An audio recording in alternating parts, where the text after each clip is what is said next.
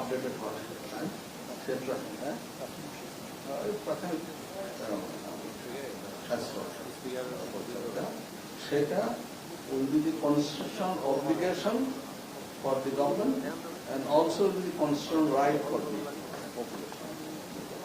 এবং এটা বাজেট বর্তমানে খুবই কম, এই বাজেট দিয়েও করা সম্ভব যদি আমরা ঠিক মতো অর্গানাইজ করি।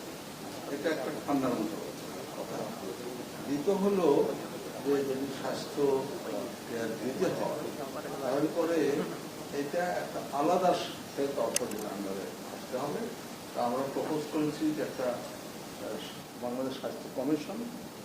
প্রতিপাদ্য হলো স্বাস্থ্য সবার অধিকার, স্বাস্থ্য সবার অধিকার।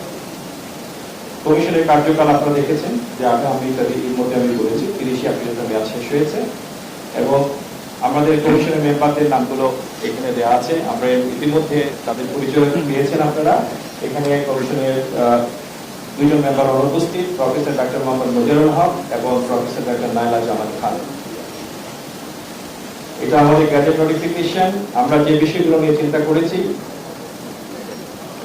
আচ্ছা, সংবিধান, আইন, নীতি, প্রতিষ্ঠান, কর্মসূচি, সুপারিশ, এমবিবিএস ডাক্তার যারা, তাদের ছাড়া যেন কোনো অ্যান্টিবায়োটিক লেখা না হয়, তাদের প্রেসক্রিপশন ছাড়া।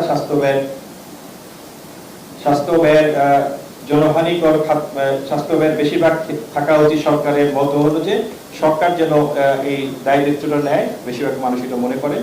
এবং চিন্তা করি তাহলে যদি 30 থেকে 30% আপনি বাজেট অংশ নিয়েছে, তাহলে আমাদের প্রথম যেটা আমরা করতে পারি রাষ্ট্র যে তার মানে দর্শকগতভাবে তার প্রথম দায়িত্ব হবে যে যেটাকে নীতিগত অধিকার রেখেছে স্বাস্থ্যকে সেটাকে বাস্তবে কিছু রূপ দেখায়, নীতিগত না, বাস্তবে রূপপাত দেওয়ার জন্য আমরা বলছি যে প্রাথমিক স্বাস্থ্য সেবা যে মানুষ ফ্রি পেতে পারে তার জন্য